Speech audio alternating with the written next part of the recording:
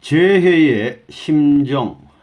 1977년 9월 11일 미국 벨베디아 수련소에서 참 아버님께서 내리신 귀한 말씀입니다. 여러분과 이렇게 죄해할 수 있어서 참으로 기쁘게 생각합니다. 내가 여기를 출발한 것이 7월 3일이므로 꼭 70일이 됩니다. 이 70일 동안에 여러분이 선생님을 애모하는 심정으로 기다려주신 것을 진심으로 감사하고 기쁘게 생각합니다. 죄해의 감격은 서로 사모하는 정과 그리워하는 정이 없이는 일어나지 않으며 또 공통의 목적과 목표가 없게 되는 것입니다. 나는 한국인으로서 아시아에서 왔습니다만 여러분은 미국인입니다. 한쪽은 동방, 한쪽은 서방이라는 문화 전통이 전혀 다른 양극의 세계를 이어서 결합시키려는 배후에는 무엇인가 깊은 승리적인 내용이 있는 것입니다. 그렇지 않으면 여러분이 이렇게 아시아에서 온 어느 한 인물을 사모하며 기다린다는 것은 있을 수 없는 일인 것입니다. 여러분들도 아시는 바와 같이 바다에는 난류와 한류가 있습니다. 바다는 마치 가만히 정지하고 있는 것처럼 보이지만 결코 멈추고 있는 것이 아니라 끊임없이 다른 두 가지의 해류에 의해서 움직이고 있는 것입니다. 이 두 가지 해류는 각기 저쪽 방향, 이쪽 방향으로 격심하게 움직이면서 항상 서로 부딪히고 마주치고 있는 것입니다. 사람의 눈에는 방대한 바다가 움직이지 않고 정지되어 있는 것 같이 보이지만 사실은 그 넓디 넓은 대양에 큰 운동이 전개되고 있는 것입니다. 흐르고 달리고 부딪히고 서로 소용돌이치는 등의 많은 움직임을 해양 속에서 찾아볼 수 있습니다. 해양의 움직임을 관찰하는 사람은 하루에 적어도 2번은 바닷물이 부풀어 오르거나 감소하거나 하면서 조수가 드나드는 것을 발견할 수 있을 것입니다. 그러나 바다의 움직임은 그뿐만은 아닙니다. 조수가 흘러 서로 격돌하여 움직이는 속에 전 지구의 움직임이 관련 지어져 있는 것입니다. 바다 속에는 이 조수의 흐름에 따라서 다종다양한 물고기들이 밀치락거리며 헤엄치고 있는 것입니다. 바다의 수많은 물고기의 대부분이 난류와 한류가 만나는 곳에 살고 있습니다. 세계에서도 손꼽히는 어장, 예를 들면 보스턴 북부와 유럽 북부의 어장 등은 예외 없이 난류와 한류가 교류하고 있는 곳입니다. 물고기의 종류는 민물고기와 바다 물고기의 두 가지로 나뉠 수 있습니다. 그러나 물고기가 산란할 때에는 흔히 강과 바다가 만나는 장소를 찾는 것입니다. 산란의 목적을 위해 그들이 특정한 교합점에 모인다는 것은 참으로 놀라운 일입니다. 이처럼 만남이라는 것, 함께 한다고 하는 것은 대단히 중요한 일입니다. 우리가 고대 문화의 근원을 살펴볼 때 세계적으로 유명한 문화 발생지는 예외 없이 어디나 다 물과 육지가 교차하는 장소에 있음을 알게 됩니다. 육지도 항구도 강도 모두 하나로 집합합니다. 그런 지형적 조건이 갖춰지지 않으면 인류의 문명은 발생하지 않습니다. 예를 들면 그리스 문명이나 이탈리아 문명과 같이 반도 혹은 항구와 강이 합치하고 있는 특별한 지역에서 싹튼 것입니다. 이와 같은 지역은 인류 문명을 위해 특별히 선택된 지역이라 하겠습니다. 만남과 재회는 그 거리나 기간이 짧으면 짧을수록 감격은 적은 것입니다. 그러나 멀리 떨어진 양극이 만나게 되면 그 감격은 극적인 감동으로 나타나게 되는 것입니다. 어떤 의미에서 선생님은 지구의 반대쪽 가장 먼 곳에서 미국에 왔다 하겠습니다. 많은 사람들은 한국이라고 하면 멀리 떨어진 나라, 어쩌면 달보다도 먼 것처럼 생각하고 있습니다. 미국인의 마음속에는 한국은 전쟁을 치른 나라, 전쟁의 참사로 무참하게 상처 입은 폐허화된 나라라고 생각하고 있을지 모릅니다. 한국이란 미국에서 그다지 빛이 선명한 나라로는 나라로는 부각되지 않고 있는 것도 사실입니다. 그런 입장에서 미국 사람들은 여러분들과 선생님의 관계에 대해 이상하게 생각하고 있습니다. 여러분들이 선생님을 따르는 것을 보고 도대체 이해할 수 없다고 생각하는 것입니다. 근대 문화의 정점에 있다고 자처하는 미국의 젊은이들이 한국으로부터 온 한 인물에게 끌리다니 그에게 도대체 어떤 힘과 매력이 있기 때문일까? 이들 사이에는 어떤 관계가 작용하고 있는 것일까? 라고 의아해하면서 사람들은 이유를 알고 싶어 합니다. 광대한 바다는 표면에서 보면 모르지만 거기에는 난류와 한류가 교차하며 큰 운동이 전개되고 있습니다. 이와 마찬가지로 레버넌 문과 여러분이 대양의 조류와 같이 하나가 될 때 보통이 아닌 위대한 사건이 생기는 것입니다. 그러면 그것은 대체 누구의 의지일까요? 레버넌 문의 의지일까요? 여러분의 의지일까요? 나는 그렇게 생각하지 않습니다.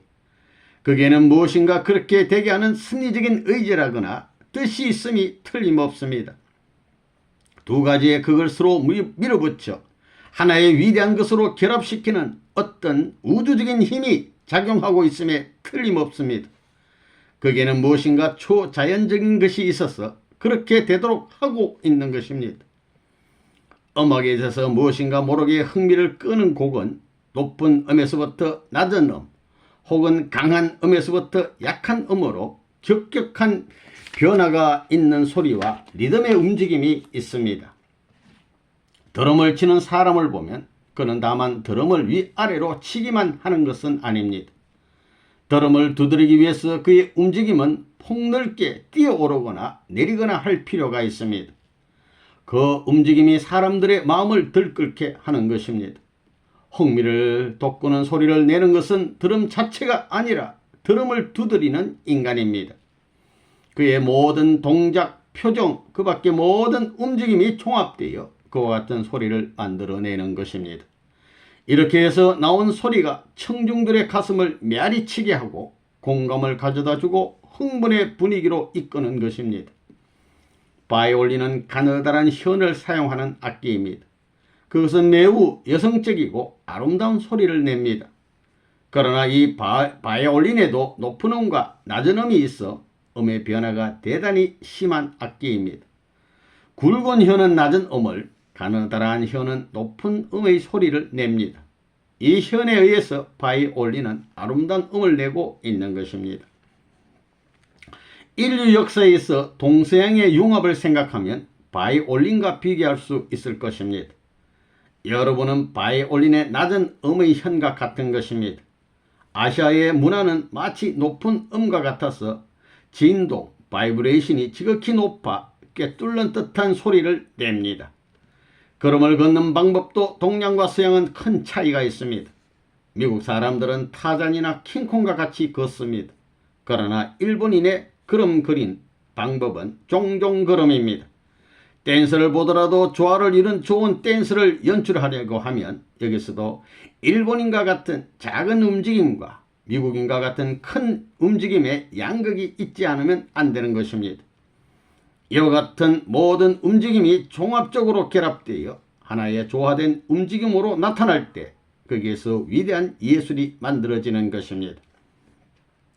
조화라는 말을 쓸 때 그 말은 단순히 같은 것을 결합하기 위한 목적을 위해 존재하는 것은 아닙니다. 조화의 상태가 아름다움을 낳을 때는 양극단의 다른 것이 융합하여 하나의 아름다움을 창출할 때입니다. 조화의 가치는 서로 다른 두 가지의 것이 결합하여 한 가지 의미를 빚어냄으로써 만들어지는 것입니다. 그러면 언제 그것이 이루어지는 것일까요? 여러분은 꽃이 아름답다고 생각하십니까? 어떤 종류의 꽃을 좋아합니까? 빨간 꽃입니까? 혹은 노란 꽃입니까? 인간은 저마다 한 사람 한 사람이 서로 다른 개성을 가지고 있다고 생각합니다. 만약 모든 사람이 황색만을 좋아한다고 합시다. 그렇게 되면 그 세계는 곧 황색으로 화하게 됩니다. 황색의 의복, 황색의 입술 연지, 심지어 얼굴까지도 황색의 화장이 되고 말 것입니다. 그 세계는 참으로 황색빛의 지옥이 되고 말 것입니다. 정신이 돌지 않고는 살 수 없는 세계가 되고 말 것입니다. 우주의 신비란 무엇일까요? 한마디로 말해 그것은 조화입니다. 모든 빛을 융합한 때의 조화입니다. 어떤 때는 적색, 황색, 청색, 그것이 뒤섞인 것, 얼룩무늬가 있는 것 등 여러가지 세계입니다. 여러가지 빛이 있으므로 우리들은 여러가지로 해석하고 감상할 수 있습니다. 우리들의 심정을 여러가지로 반영할 수 있는 것입니다. 극에는 아름다움이 있고 우리들은 그 아름다움에 결코 실정내는 일이 없을 것입니다. 박부희 총재를 보십시오. 오늘 아침 박 총재는 갖가지 빛을 지니고 있습니다. 검은 머리카락과 조금 그을린 이마와 입술, 게다가 회색 바지 등을 차려 입었습니다. 한 사람에게서 이처럼 많은 다른 빛깔이 있음을 발견할 수 있을 것입니다. 여성은 자기 자신을 돋보이게 하려고 무엇인가 한 가지 액세서리로 장식합니다. 목걸이라거나 반지라거나 장식품을 몸에 걸칩니다. 여러분은 언제나 같은 것을 몸에 장식합니까? 하나하나 다르기 마련입니다. 빨간빛의 옷을 입었을 때 그것에 대칭되는 것을 몸에 장식하기 마련입니다. 대칭된다는 것이 결국 조화라는 것입니다. 여러분은 모든 사람이 예외 없이 푸른 눈을 가지기 바랍니까? 나의 눈이 검정색과 갈색이라는 이유만으로 내가 하는 일에 대해서 노라고 말하는 것은 아닐까요? 여러분은 마음속으로는 푸른 눈이 좋을 것입니다. 그러면 모두가 다 푸른 눈, 푸른 이, 푸른 혀를 하고 있다면 어떨까요? 거기에다가 푸른 얼굴을 하고 있다면 어떨까요? 왜 하나님은 그게 푸른 눈을 준 것일까요? 흰 피부와 큰 코, 게다가 노란 머리털, 그 속에 꼭 알맞게 대조적으로 조화되도록 끼워진 두 점, 그것이 푸른 눈이었던 것입니다. 마치 두 개의 작은 연못과 같이 아름답게 조화를 이룬 푸른 눈을 여러분께 주었습니다. 특히 미국인의 코는 높고 눈은 깊음으로 안을 들여다보는 데는 몇 마일이나 가지 않으면 안 되는 것입니다. 생각해 보십시오.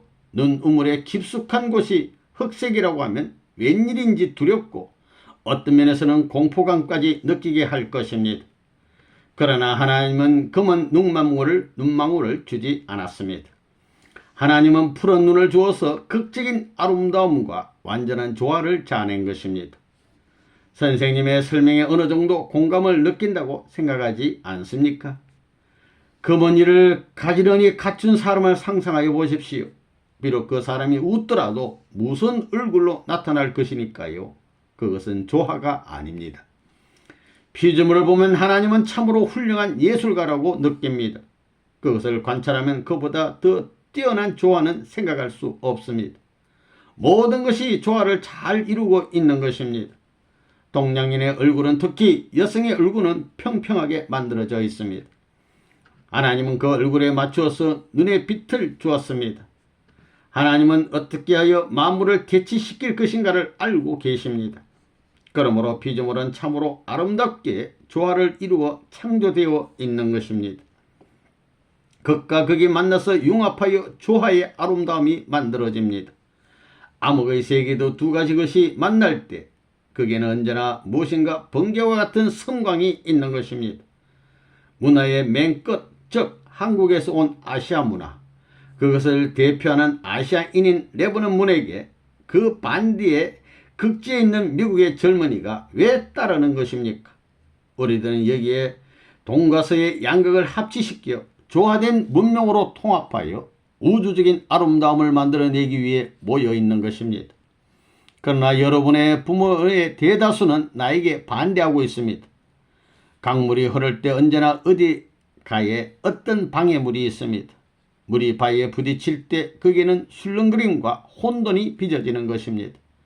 그러므로 두 개의 거대한 문명권이 하나로 융합되어 서로 사귈 때 필연적으로 어디에선가 생길 소동은 피할 수 없는 것입니다.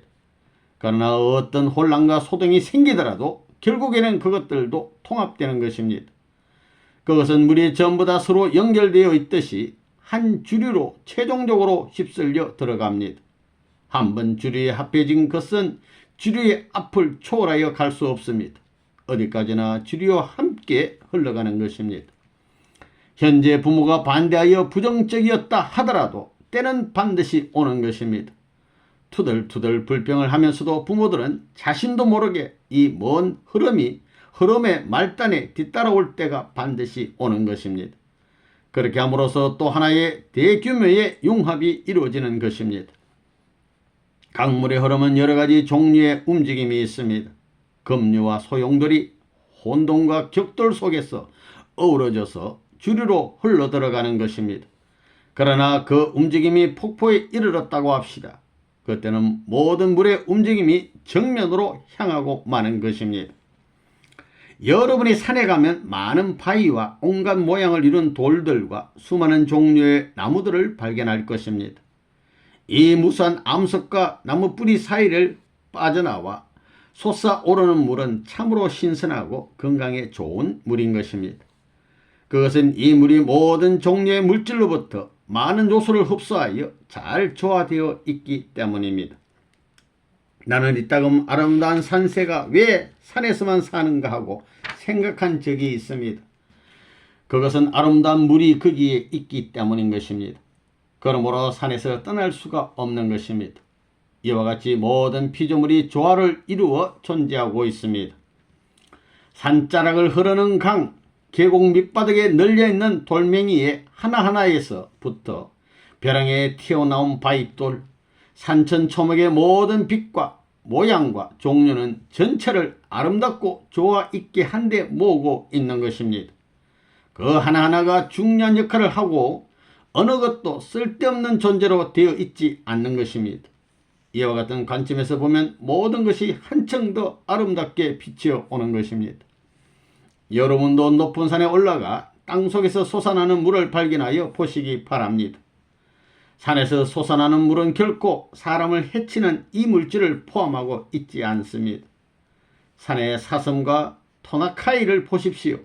언제나 맑은 물을 마시고 깨끗하고 아름다운 공해 없는 공기를 호흡하며 그렇게 늠름하고 건강하게 빨리 달리고 있지 않습니까? 이 모든 것은 한마디로 말한다면 그것은 하모니, 즉 조화를 이루고 있다는 것입니다. 조화를 이루는 세계란 획일화하고 편중된 세계가 아닙니다. 조화란 따로따로 각자의 독특한 개성을 발휘하면서 서로 돌보고 관계에 지어져 있는 것입니다. 무엇이 산을 멋있게 하는 것입니까? 여러분은 높이 자란 소나무만이 산을 아름답게 한다고 생각하는 것입니까? 그렇지 않습니다. 한 종류의 나무뿐만 아니라 모든 종류의 나무들, 거대한 나무, 구부러진 나무, 갖가지 그림자와 빛을 비추어낸 나무들이 그 산의 아름다움을 자아내고 있는 것입니다. 본래 이야기로 되돌아가겠습니다. 우리들은 왜 여기서 만나는 것입니까? 왜 하모니가 필요한 것입니까? 왜 동생의 문화가 만나야 하는 것입니까? 또 만나면 어떤 이유와 목적이 있는 것입니까? 그것을 이야기하기 위해서 나는 죄해의 심정이라는 제목을 선택했습니다. 외적인 통일이나 일치뿐이면 그것은 천박한 것입니다. 거기에는 깊은 심정적인 사랑을 중심으로 한 이유가 있음에 틀림이 없는 것입니다. 만남의 그 어떤 이유 말입니다. 이 세상에는 온갖 연구 분야가 있습니다. 그 중에서도 내가 가장 중요하다고 생각하는 연구 분야는 조화에 대해서라고 생각합니다. 만약 어느 대학이 조화과라는 학부를 설치했다고 하면 그 학부에서 연구한 학생이 결혼할 때 단순히 해결화된 동족, 문화, 민족끼리의 결혼을 원하리라고 생각합니까? 틀림없이 원하지 않을 것입니다. 여러분은 상대적인 사람을 원한다고 말했습니다. 그러면 백인에 대한 상대라고 하면 그것은 흑인입니다. 이것은 참으로 의미 깊은 것입니다. 미국에는 백인과 흑인이 있습니다. 아주 정반대되는 사람이 함께 살고 있습니다. 여기에는 대체 어떤 목적이 있는 것일까요? 그리고 오늘날 미국에는 완전한 조화가 보입니까? 조화를 유지하지 못하는 이유는 어디에 있는 것일까요? 대체 누구에게 책임이 있는 것일까요? 솔직히 말해서 조화를 방해하는 계기를 만들고 있는 것은 누구입니까? 흑인입니까? 백인입니까? 여기 미국에는 전혀 조화가 없습니다. 하나님은 두 극을 잘 맞춰 조화를 이루려고 미국을 축복하였다고 봅니다. 그러므로 이 나라의 부조화에 대한 책임을 져야 할 사람은 먼저 백인입니다. 하나님은 미국인이 세계 속에서도 가장 조화 학부를 필요로 하는 나라라고 생각하고 계십니다. 여러분은 조화 학부의 학생이어야 합니다. 그래서 여러분이 특별 과목을 잘 수료할 때 처음으로 이 세계의 조화가 벌어질 것입니다. 한낮은 밝고 방대한 태양빛이 그 정반대의 입장에 있는 한밤중을 향해 비치는 것입니다. 그러나 한밤중을 통과하지 않으면 이튿날의 한낮을 맞이할 수 없습니다. 만약 한밤중의 어둠을 통과하는 것을 원하지 않으면 이튿날의 한낮에 나타날 수 없는 것입니다. 오늘날 서양 문화는 원칙적으로 백인 문화입니다. 백인 문화는 매우 우월하다고 생각하고 있습니다. 예를 들면 우리 백인 문화는 그 밖에 아무것도 필요 없습니다. 최고의 문화입니다 라고 말하고 있습니다. 그 밖에 원시적인 암흑의 문화라든지 황색 인종의 문화를 배척하든지 하여 자기들만이 살아남으려고 하는 것입니다. 그것은 마치 한밤중을 통과할 것을 거부하는 한낮과 같은 것입니다. 그래서 또다시 다음 낮을 맞이하지 못할 것입니다. 그 밖에 그것을 배척하는 그러한 서양 문화권에 사는 사람들이 아무리 필사적으로 저지하려고 해도 결국은 멸망하고 마는 것입니다. 오늘날 서양 문화는 한낮과 같은 가장 밝은 기간에 있으므로 앞으로 서양 문화의 방향성은 원시적이고 어두운 문화로 옮겨가고 있는 것입니다. 서양 문화의 그 밖에 어떤 것을 혼합하려고 노력하면 새로운 창조와 새로운 날이 시작되는 것입니다. 또 하나의 영광에 찬 번영이 찾아오는 것입니다. 그렇게 하지 않으면 서양 문화는 아무런 희망도 없습니다. 그러면 어느 쪽이 완전한 조화에 가까울까요? 높은 문명은 높은 문명에 그치고 낮은 문명은 낮은 문명에 그치는 것과 두 문명이 서로 그 위치를 교환하는 것과는 어느 쪽이 완전한 조화를 이룰 수 있을까요? 옛날 그리스인들은 자신들의 문명의 정화를 연락하고 있었습니다. 그들은 그 문명이 영원히 존속할 것이라고 생각했습니다. 또 강대한 힘을 자랑하던 로마 제국도 마찬가지였습니다.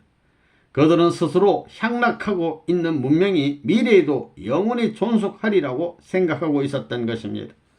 그들의 문명이 멸망하여 버리라고는 아무도 생각하거나 예감조차 하지 않았던 것입니다. 그러나 어린 사이엔가 그 어느 문명도 다 멸망하고 만 것입니다. 오늘날 최고의 정점을 구가고 있는 서구 문명도 밤이라는 것을 탐구하여 통과해 가는 비전이 없으면 예전에 불멸을 자랑했던 모든 문화와 마찬가지로 이 문화도 또한 사라져갈 것입니다. 그것이 자연의 이치이며 보편적 법칙인 것입니다. 예외가 없는 아무도 피할 수 없는 진리인 것입니다. 이와 같이 조화가 문화를 종속시키거나 번영을 약속하는 열쇠가 되는 것입니다. 그리고 이 조화를 이루기 위해서는 화합자가 있어야 합니다. 고무풀이나 접착제와 같이 중간에 작용할 만한 인물이 있어야 합니다. 그러나 그것은 한순간에 되는 것은 아닙니다. 원리적이고 규칙 바르고 엄정한 과정을 거쳐야 합니다. 예를 들면 극과 극인 백과 흑이 조화되기 위해서는 그 중간색인 황색이 이 두 가지의 중간에 서야 한다는 것은 논리적으로 옳은 것입니다. 그러므로 여러분은 하나님이 왜 레바논 문을 아시아 인종 중에서 선택했는지 명료하게 알 것이라고 생각합니다. 조화를 이루어내기 위해서는 화합자와 매개자가 반드시 필요합니다. 하나님은 백인과 흑인이 험하게 격돌하고 있는 사태에 직면한 이 미국에 레바논 문을 데리고 왔습니다. 나는 한쪽 팔로 백인을 바치고 또 한쪽 팔로 흑인을 바치어 춤을 추면서 균형을 유지하려고 노력하고 있는 것입니다. 나는 두 인종의 싸움의 형국으로부터 미소의 형국으로 바꾸려고 시도하고 있는 것입니다. 그런데 백인이 나를 거절하는 데 비해 흑인이 나에게 친애하는 정을 나타내고 있다는 것은 매우 놀라운 일입니다. 어떤 의미에서는 훌륭한 일이지만 하나님은 흑인만을 좋아하거나 백인만을 좋아하시는 것은 아닙니다. 하나님이 인류를 구원하기 위해 이와 같은 현상이 일어나고 있는 것입니다. 이 사실은 중요한 진리인 것입니다. 백인 문화 즉 서양 문화에는 기본적으로 두 가지 위협이 있습니다. 이 두 가지 위협으로 인해 서양 문화는 멸망의 위기에 직면하였습니다. 그 하나는 공산주의에 의해 초래되는 것이고 또 하나는 황색 인종에 의해 야기되는 것입니다. 이것은 서양인 자신이 인정하고 있는 사실입니다. 그리고 이 사실에 대해서 그들은 대단히 신경질적이고 편집병적이고 회의적입니다. 그들은 레버논문에 대해서도 먼저 그는 공산주의자가 아닌가, 그는 황색 인종 세력 옐로 파워의 중심 인물이 아닌가 하고 서로 속삭이는 것입니다. 나아가 이 옐로 파워 황색 인종의 세력과 공산주의 힘이 하나가 되어 경시하기 어려운 세력으로서 서양 세계에 대치하고 있는 것입니다. 그것이 중공입니다. 미국은 이제 이 나라의 공포를 느끼고 있습니다. 공산주의 국가인 중공은 거대한 황색 인종의 힘, 옐로 파워인 것입니다. 그러므로 미국은 중공의 관심을 쟁취하기 위해 외교 사절을 보내거나 경제문화 협력을 꾀하려고 하고 있습니다. 그러나 중공의 공산주의자들은 우리들은 진정한 친구를 가지고 있다. 그러므로 미국은 우리에게서 제1의 친구가 아니다 라고 말하고 있습니다. 미국 정부는 중공을 동료로 할 수가 없습니다. 이것이 미국에 처해 있는 현실적인 입장입니다. 왜 태양 아래에 있어서 최강 최대 국가인 미국은 중공에 위축되고 있는 것일까요? 왜 건국 30년 전후의 중공에게 미국이 관심을 기울이는 것이겠습니까? 그것은 서양 문화를 이겨낼 그 무엇인가를 힘을 가지고 밀려오는 것을 느끼기 때문입니다. 옐로파와 함께 공산주의라는 거대한 해일이 미국을 향해 대결하여 오는 것입니다. 거기에 일종의 공포를 느끼는 것입니다. 그러나 이것은 필연적인 하나의 역사의 흐름인 것입니다.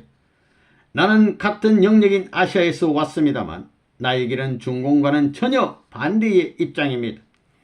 현실 문제로서 중공은 옐로 파워의 공산주의를 함께 가지고 현대 아시아에 가공할 세력을 구축했습니다.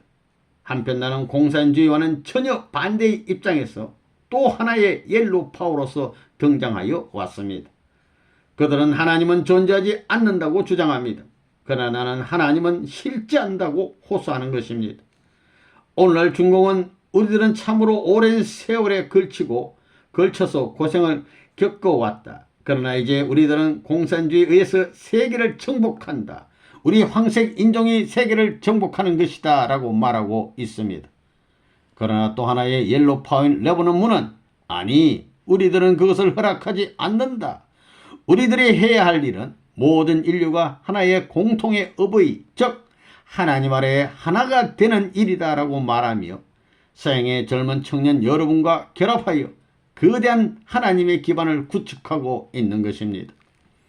두 가지의 옐로 파워는 현재 서로 얼굴을 맞대고 또 격심한 싸움 속에 대치하고 있는 것입니다. 그러나 나는 서양 문화에 대한 옐로 파워의 위협으로부터 그들을 방어하기 위해 서양 문명에 접근하고 있는 것입니다. 나는 거대한 용기인 컨테이너로서 이 용기를 채우려고 미국이라는 서양 세계로 온 것입니다. 우리들은 이 용기 속을 재료로 자꾸만 가득 채워야 합니다. 그러면 이었고 이 용기가 가득 채워져서 넘쳐 흐를 때가 반드시 오는 것입니다. 아무도 이 거대한 조류를 거역할 수는 없습니다. 나는 이 거대한 파워가 하나님의 소원대로 작용할 것을 기원하고 있습니다. 그래서 이것은 단순한 황색 인종을 위한 것으로는 절대로 있을 수 없는 것입니다. 서양 문화와 전 인류를 구제하기 위해 모든 인종은 흑인과 황인종 등의 구별 없이 큰 흐름이 되어야 하는 것입니다. 나이아가라 폭포보다 더 거대한 흐름으로 성장하여 가야 됩니다. 그러면 통일교회는 어디로 가야 하겠습니까? 통일교회는 이 조류를 움직여야 하는 것입니다. 우리들이 높은 위치에 있다고 하면 가장 밑바닥으로 내려가야 합니다. 또 가장 낮은 곳에 있다고 하면 가장 정상으로 향해야 합니다. 현재 통일교회는 미국에 있어서 밑바닥에 있는 것입니다. 이제 여러분은 이 나라를 하나님 쪽으로 향하게 하기 위한 준비를 하고 있습니까? 이제부터 이 일이 현실적인 문제로서 전개되어 오는 것입니다. 그러므로 우리들은 밑바닥으로부터 정상으로 향하여 올라가는 것입니다. 그리고 그 다음에 우리들은 공산권을 향하는 것입니다.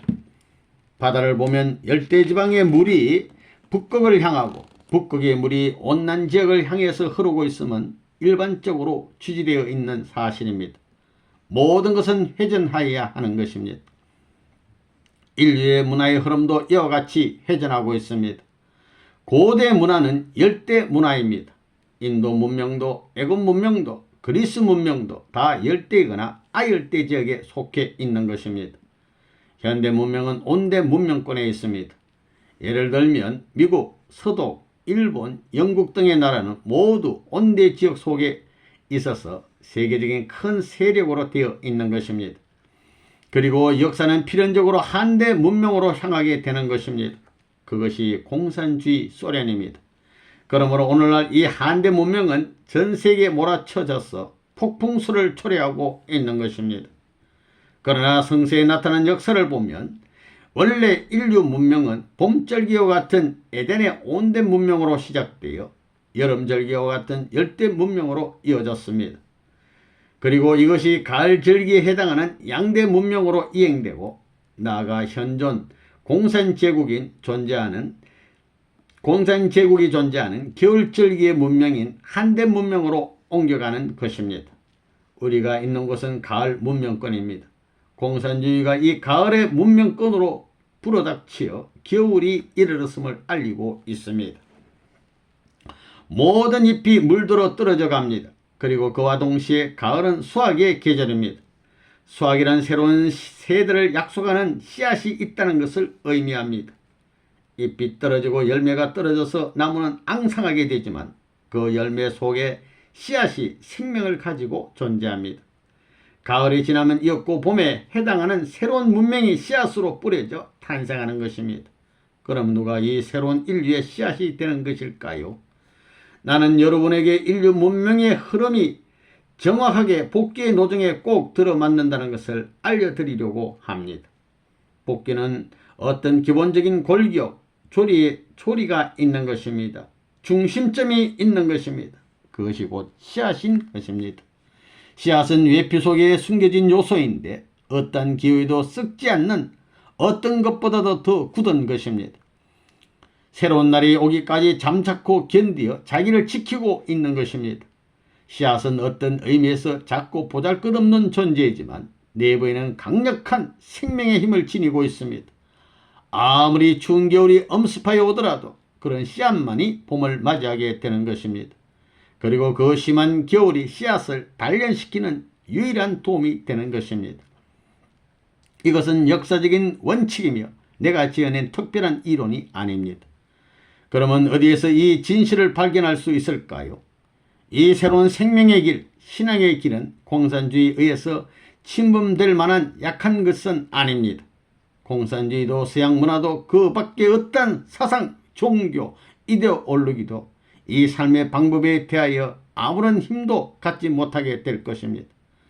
씨앗은 사계절의 어떤 온도에 의해서도 영향을 받지 않고 몇십 년, 몇백 년이고 생명을 계속하여 보존하는 것입니다. 그 씨앗이 바로 통일교회입니다. 여러분은 자신들이 어떤 혹한 속에서도 살아남고 봄을 맞이할 수 있는 씨앗이 되어 있다고 실감하고 계십니까? 이와 같은 개념을 이제 비로소 알아내어 의식하게 되었을 것입니다. 그리고 여러분들 가운데 지혜 있는 사람이라면 생명의 위대함과 섭리를 깨달아 자신의 것으로 만들었으리라 믿습니다. 여기서 여러분이 틀림없이 씨앗이 될 수 있다는 절대적 확신을 가졌다고 하면 이것은 역사적인 사건입니다. 좋은 의미에서 중대한 문제이며 여러분에게는 거대한 힘의 원천이 되는 것입니다. 오늘 아침 나의 설교를 요약하면 하나의 황색 세력, 옐로우 파워, 또 하나의 황색 세력, 즉 하나님을 부정하는 중공이라는 세력을 상대하게 된다는 것입니다. 나는 지구상의 모든 인종을 하나님이라는 공통의 부모 아래로 이끌어가고 있습니다.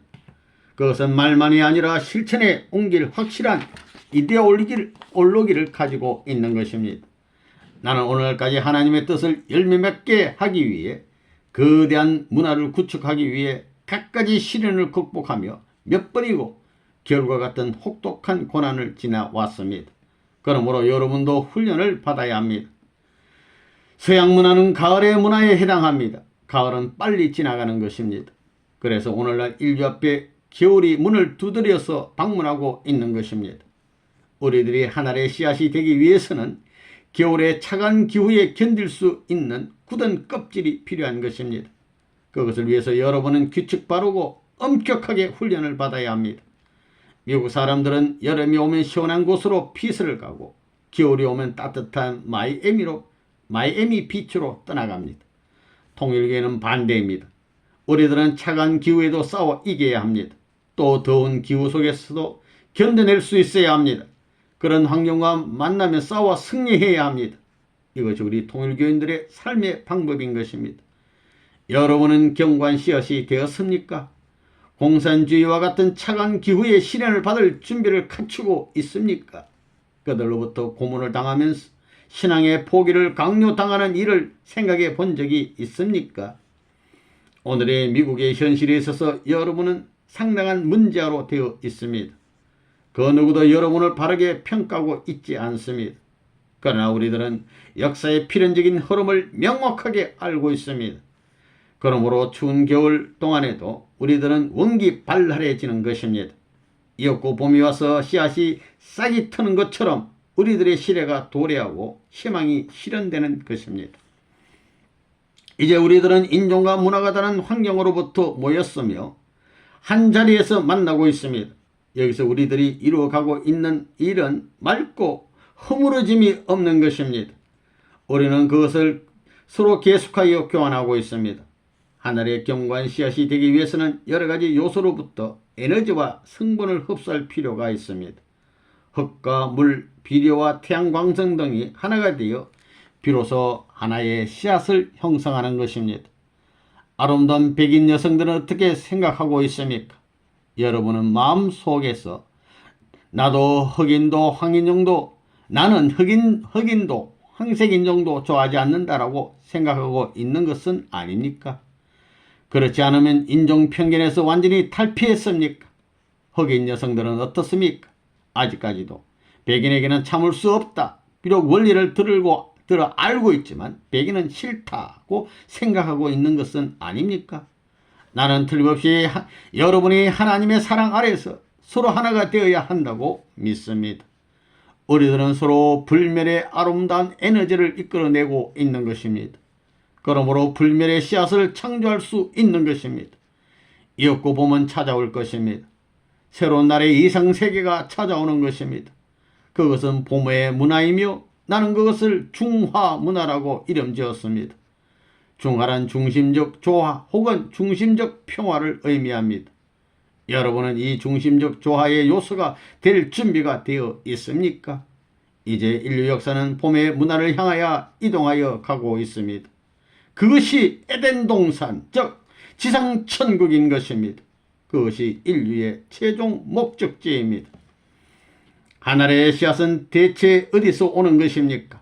레버는 문으로부터입니까? 그 씨앗의 원인은 하나님 자신입니다. 하나님이 뿌리이고 여러분이 씨앗입니다. 하나님은 사랑의 과정을 통하여 이 씨앗을 창조하게 되었습니다. 여러분이 하나님을 사랑하고 정성을 다해야만 씨앗이 굳어지게 되는 것입니다. 우리들은 기본적으로 두 가지 종류의 사랑을 가지고 있습니다. 하나는 인류의이며 다른 하나는 하나님의 사랑입니다. 이 두 가지의 사랑은 한 가지 사랑 속에서 조화되어야 합니다. 원은 어떤 점을 중심으로 회전하고 있습니다. 이 원 운동의 중심점으로 오면 다시 중심점 밖으로 가지 않을 수 없습니다. 자유로이 안과 밖을 움직이는 것은 막힘이 없는 것입니다. 이 원 운동의 중심점은 운동의 중심, 핵심입니다. 그리고 이 위치를 차지하기 위해 메시아가 오시게 되는 것입니다. 메시아에 의해서 천적 사랑이 중심으로부터 철회되어 우리들은 밖으로 나갈 수가 있는 것입니다. 오늘까지 이 인간과 하나님의 사랑이 완전하게 조화된 이상 사이는 단순히 이상으로서 혹은 꿈의 세계에 존재하는 것으로 생각되어 왔습니다. 메시아는 이 불가능하다고 생각되어 온 현실을 실제적인 것이 되게 하는 분인 것입니다. 그리고 그것이 이제는 손이 닿는 곳에 있는 것입니다. 통일교회는 이 목적을 달성하기 위해 탄생했습니다. 여러분의 최대의 공헌은 인류와 인류 역사에 대하여 하나의 공동 목표 아래 인류를 하나로 묶어서 하나님의 사랑에 의해 하나의 조화적 이상을 실현하여 나가는 것입니다. 오늘날까지 언제나 북과 남의 사이에는 다툼이 있었습니다. 미국도 예외가 아닙니다.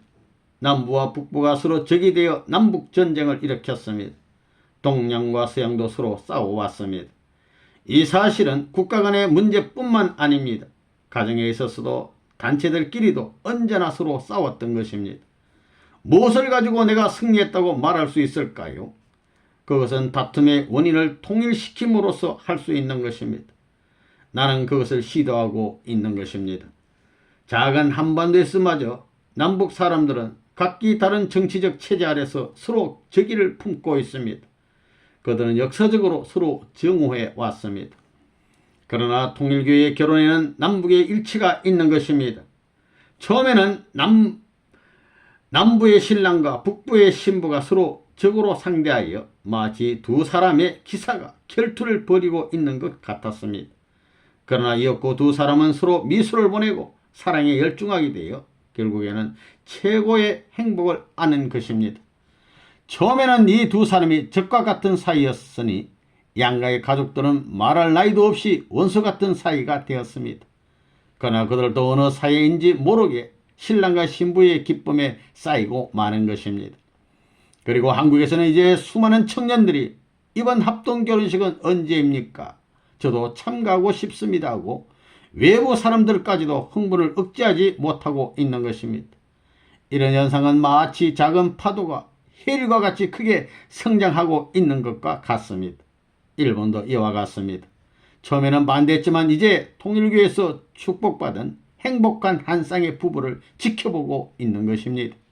미국도 마찬가지입니다. 나의 일거수일투족을 색안경으로 보면서 다음 결혼식은 언제인가, 미국 청년들의 반응은 어떤가 하고 말하고 있습니다. 그러나 언제인가는 이해할 수 있게 될 것입니다.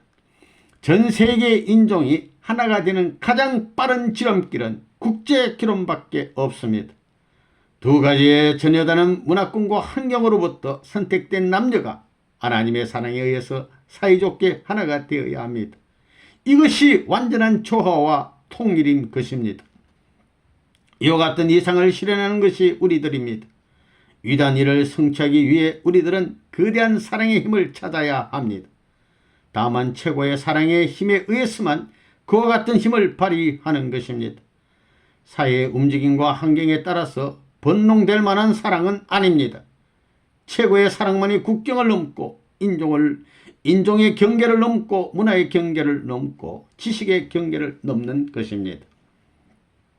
인류 역사를 통하여 전개되어 온 인류에는 이와 같은 벽을 초월하기에는 한계가 있습니다. 우리들의 통일교회는 하나님의 사랑과 하나님의 심정을 중심하고 존재합니다. 통일교회는 인류 역사상 처음으로 하나님의 심정을 말하는 최초의 종교단체가 되는 것입니다. 하나님의 심정은 한번 느끼면 아침 태양과 같이 퍼져서 그 누구도 멈출 수 없습니다.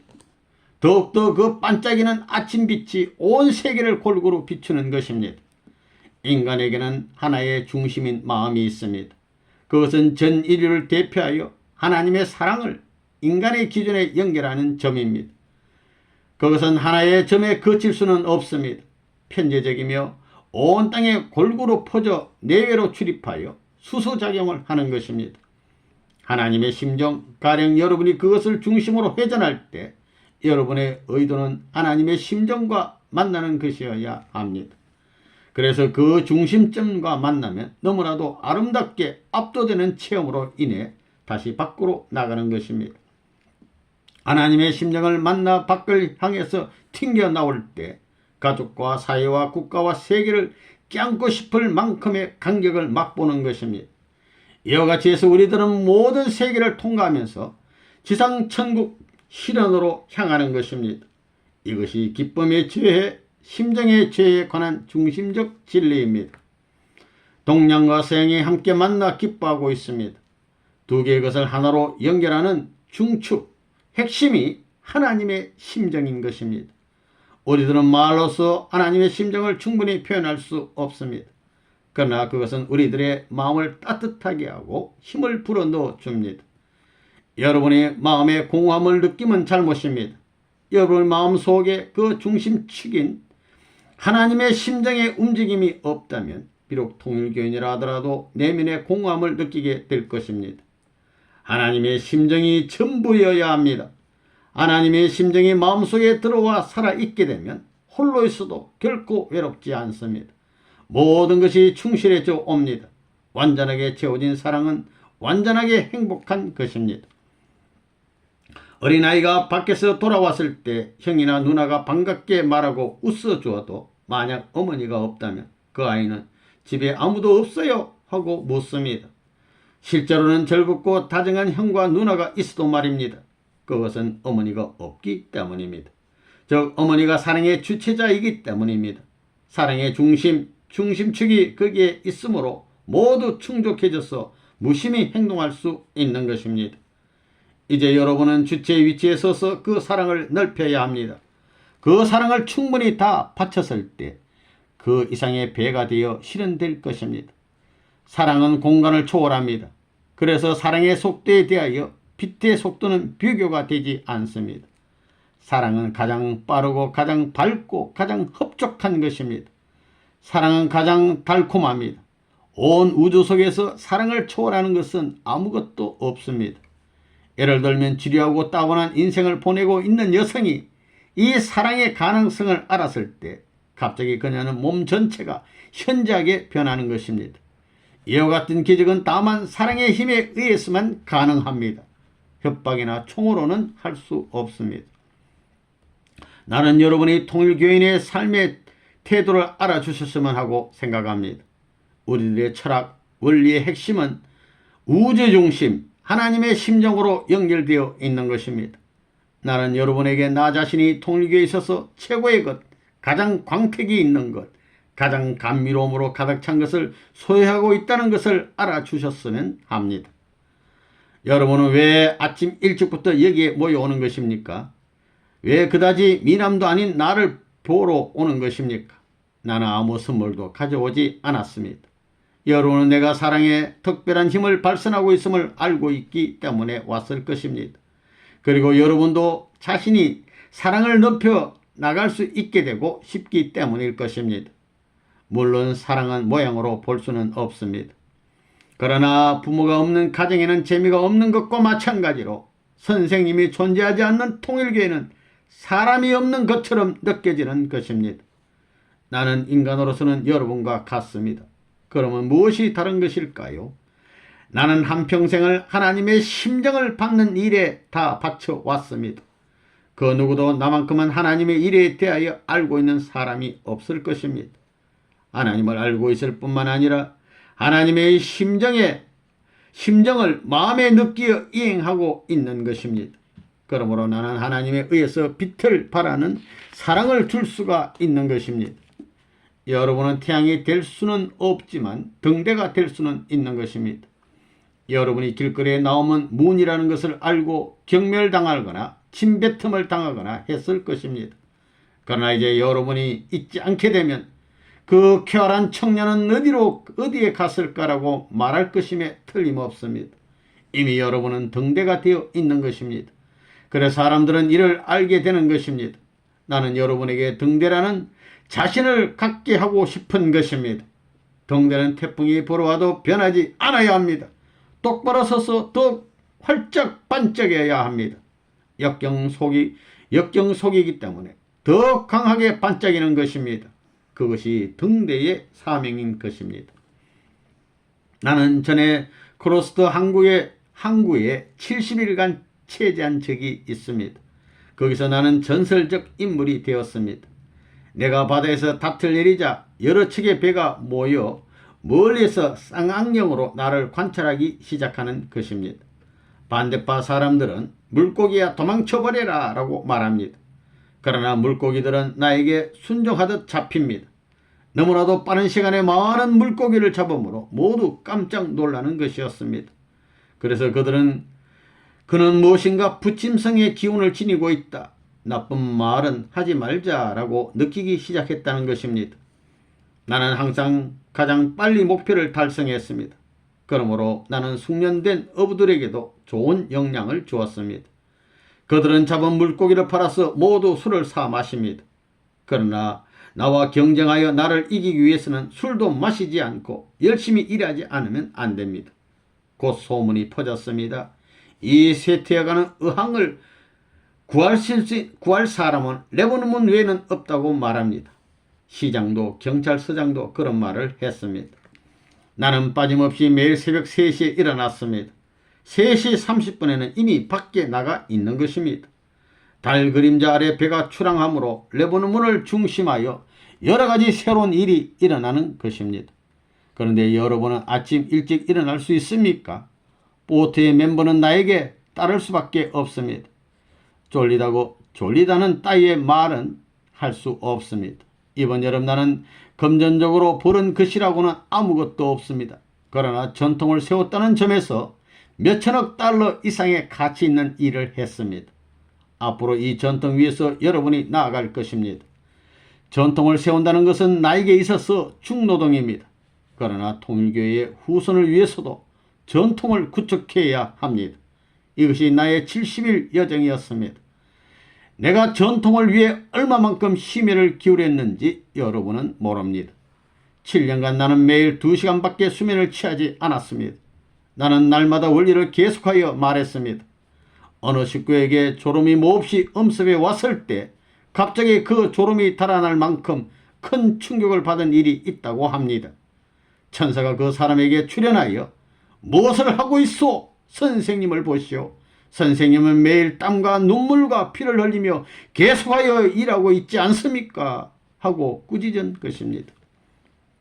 미국 식구 여러분은 나의 이와 같은 이야기는 아마 이제까지 들은 적이 없었을 것입니다. 내가 여러분에게 원하고 있는 것은 이미 옛날 나 자신이 체험하여 지금도 실천하고 있는 내용인 것입니다. 여러분은 결코 불평할 수 없습니다.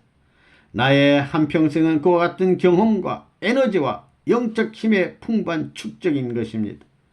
나는 이와 같은 재산을 전부 미국으로 가지고 와서 모든 것을 미국에 뿌리 내리고 있는 것입니다. 정치가를 비롯하여 세계 모든 사람들은 이 나라에 오면 무엇인가 자신들의 나라로 가지고 돌아가려고 합니다.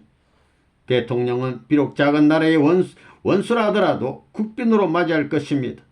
또 그 밖에 누가 오더라도 이 나라는 손님으로 맞이할 것입니다. 그러나 레버논문이 하나님의 말씀을 가지고 왔지만 그 어느 누구도 맞이하는 사람도 없고 반대하며 거절한 것입니다. 만약 여러분이 없었더라면, 만약 여러분이 나를 사모하고 있지 않았더라면 나는 미국에 관심을 가질 수 없습니다.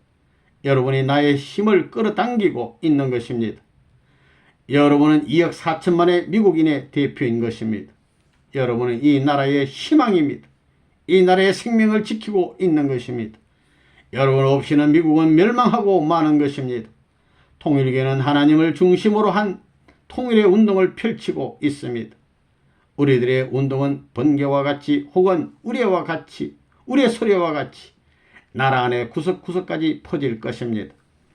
우리들이 하나님의 심정을 마음에 간직하고 있으면 우리들은 이것을 이루기 위한 에너지를 가질 수 있습니다. 중요한 것은 여러분의 심정입니다.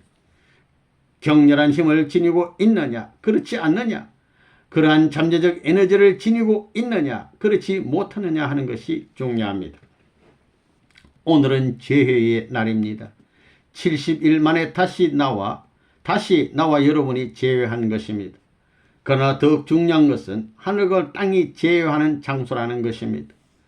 여러분이 오늘의 재회를 기하여 에너지와 심정을 가지기 바라는 것입니다. 뉴욕은 우리들의 활동 무대로서는 너무 좁은 것입니다. 그러한 생각을 가지기 바랍니다. 나는 하늘과 땅의 문화를 연결하는 중심이며 화합자입니다. 나는 사랑의 초점입니다. 나는 하나님의 사랑의 전달자입니다. 나는 이 나라의 봄의 계절을 초래하는 사상을 넓히는 무한한 에너지를 보유하고 있습니다. 그렇게 자각하기를 바라는 것입니다. 오늘은 그러한 의미에서 새로운 날, 죄회의 날인 것입니다. 심정의 죄회의 날인 것입니다. 우리들이 이 죄회의 심정, 애모하는 심정, 부모의 심정을 가지게 되면 건설적이고 창조적인 새로운 힘이 생기는 것입니다. 우리들의 움직임을 중심으로 하여 세계는 돌고 있는 것입니다. 우리들은 새로운 세계 문화를 창조하는 발전기가 될 수 있는 것입니다.